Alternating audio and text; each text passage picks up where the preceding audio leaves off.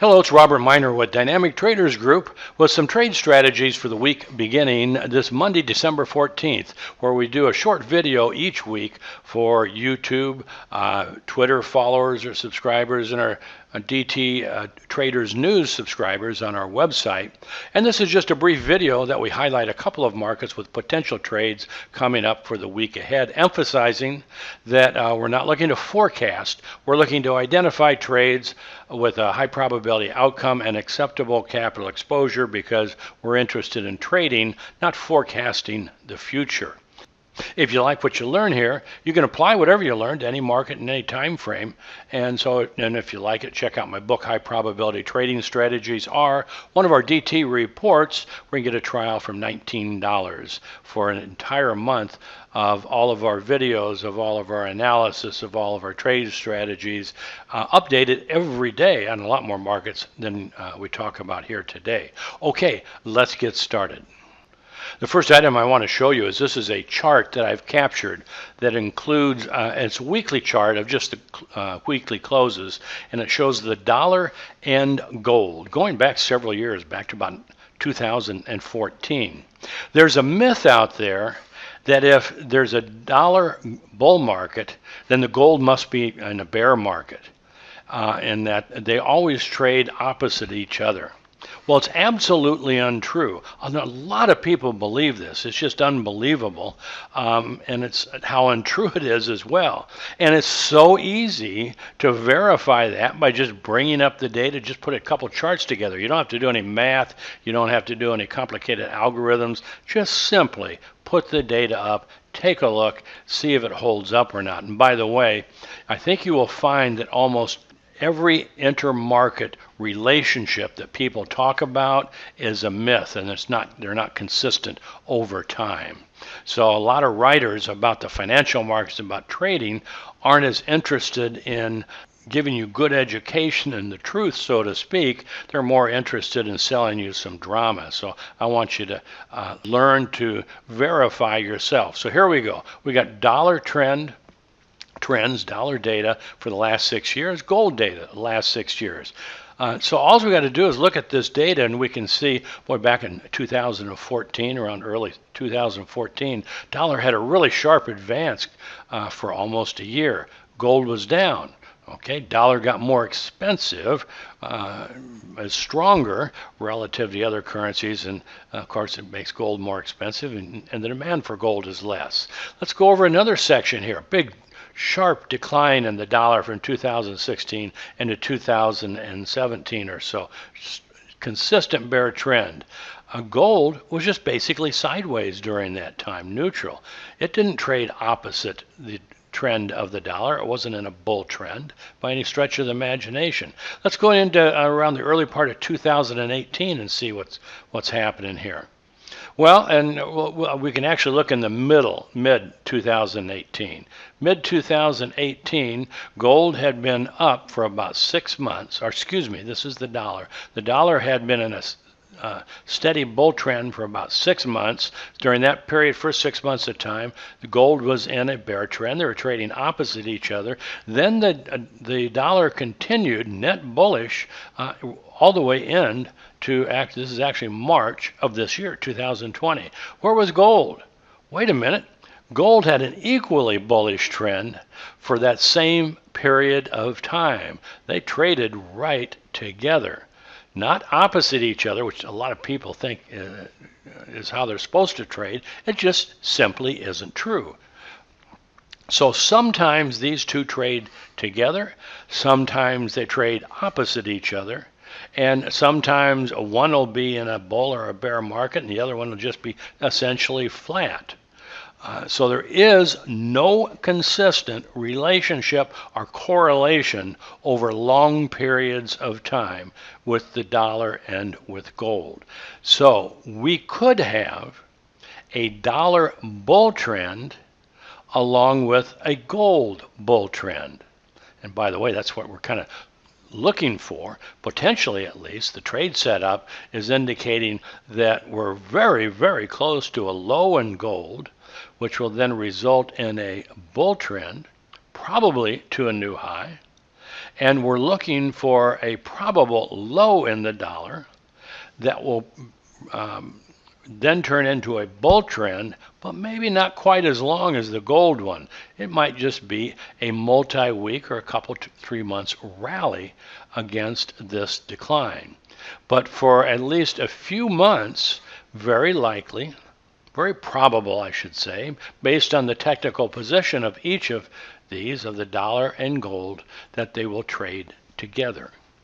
So when someone tells you that, I heard an analyst, or I believe gold's about to start a bull market as well as the dollar, and they say, well, that can't be. They can't trade together. You just bring up the data and say, well, by the way, they do trade together oftentimes, and sometimes for a few weeks or months, sometimes for a few years, they trade in the same direction. Okay, I really wanted to hammer that through to you, and it's not just the dollar and gold markets that there's this myth about. Almost any time you hear someone say that if one market trades or is trending in one direction, the other market always going to trend in the opposite direction, you'll know that more than likely that's untrue. Almost every statement people make about inter-market correlations or inversions, uncorrelated, is a myth, is untrue. All you got to do is bring up the data, prove it to yourself. Okay, let's take a look at a couple markets. Speaking of the dollar, here is the dollar weekly data from that March high. And of course the euro's in just the opposite position as the dollar is. So here we are, it's right as the end of last week. Last week was pretty narrow range, inside week. Let's look at the technical position, why you might want to be aware of this position if you have any investments or trades you're interested in with the dollar or with the euro. So here we are as of the end of last week, and our weekly momentums were the second week of being dual look back oversold. So that's a warning itself that a weekly low is near. Now a weekly low just means the market's going to reverse and probably trend in the opposite direction for at least 3 or 4 bars, not necessarily a real big deal. Certainly a tradable low. If weekly lows and weekly highs, but doesn't necessarily mean that it's going to be a impulsive trend in the opposite direction. May just be a correction. But at least a weekly low, we identify that. Let's take a look at some other information here. So if we're looking at Elliott wave, this is about as clean and ideal an Elliott wave position as you'll ever see. This will be in future textbooks regarding Elliott wave, I'm sure. So coming down from the March high, we have just an ideal 1, 2, then a 1, 2, 3, 4, 5 to make 3. Nice ABC alternation against the ABCDE wave 2. Complete the ABC wave 4, and then we have declined to a new low these last couple weeks right into the typical end of wave 5 target zone, which is typically the 127-162% external retracement of wave 4. So here we have an almost perfect pattern into the ideal or typical end of wave 5 target zone, with our weekly momentums dual look back oversold. And next week is the ideal week to complete a weekly low. Next week is the high to low time count. There's other time factors around here, but that's a key one because that usually identifies the maximum time before we make a reversal, the high, low. And that high, low next week, the week ending December 18th. So that means on its own that we would want to be very alert to next week being the extreme time target before we make a weekly low. Next week is also the FOMC announcement next Wednesday. So I've put all of the Fed announcements since the March high on this chart. So here we go. We had the announcement at the high close in March and just before the extreme high, which happened the following week.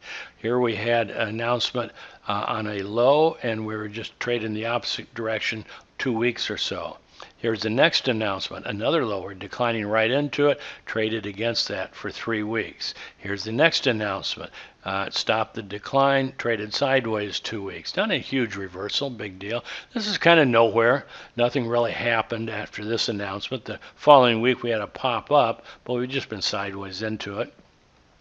And the November announcement was right on the end of the ABC Wave 4 correction, and we've been straight down ever since then. So the lessons learned here is that we want to be really alert to whenever there's a Fed announcement, because plus or minus a week, we tend to make reversals that at least last 2 to 3 weeks.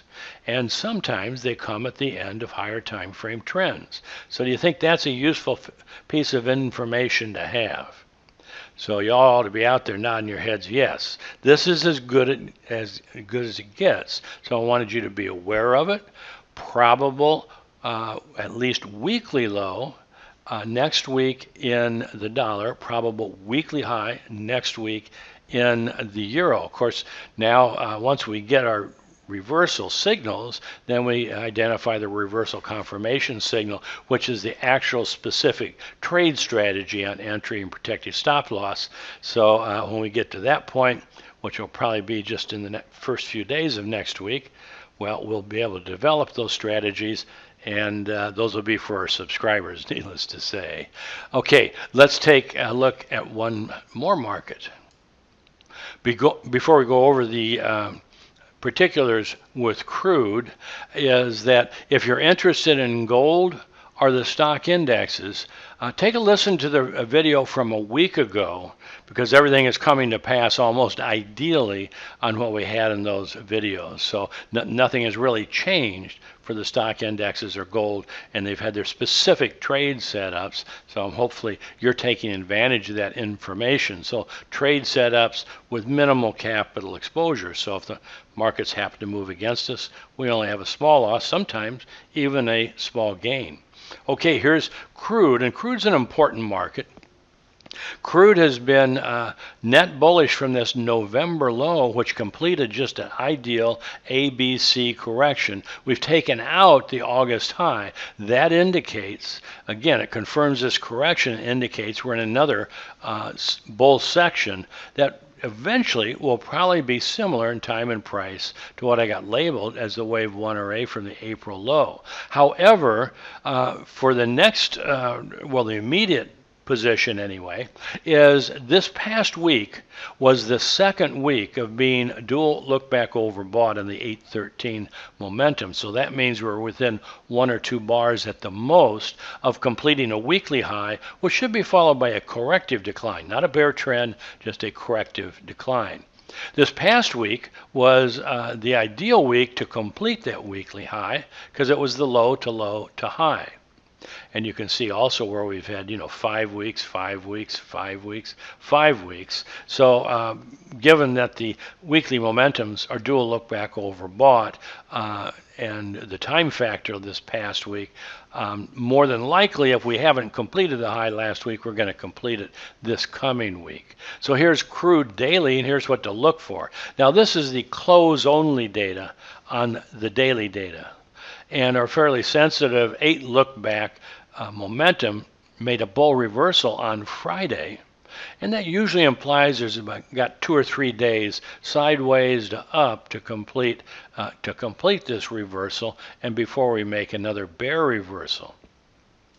And I believe the 13 is already bearish, so the 8 and the 13 are moving against each other, and the way I like to look at that is that the 13 is basically going to limit the upside because it's already bearish. It's looking a little bit longer look back period, and is representing basically the weakness in the market and the weakening of the buying power. But possibly another 2 to 3 days sideways to up to complete this most recent daily trend, and the next daily momentum bear reversal that we have, which is I believe we'll have by the middle to the end of this coming week, will then coincide more than likely with a weekly bear reversal. So we'll have a dual time frame momentum bear and bear reversal position to complete a weekly high. And again, that should then be a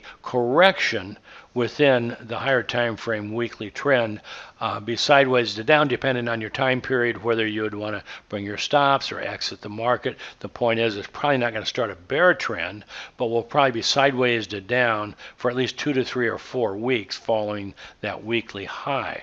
And so the power setup is going to be those 2 or 3 weeks down the road when we complete a corrective decline, and then our weekly and daily momentums get in sync on the bull side to complete a correction followed by continuation of the bear trend to new highs. But for now, if you're a crude trader, depending on your time frame, be aware that we're really close to completing a weekly high that should be followed by 3 to 4 weeks of sideways to down correction. Well, that's it for today. Thanks for checking in. I hope if you like what you learned here, you check out our DT reports. And please remember, wear your mask, keep your distance when you're out in public, help people out as best you can, and hang in there for a few more months. Light at the end of the tunnel, as they say. Things will be getting better. Unfortunately, they're probably going to get worse before they get better. So we got to hang in there and do the right thing over the next few months. Robert Miner, over and out.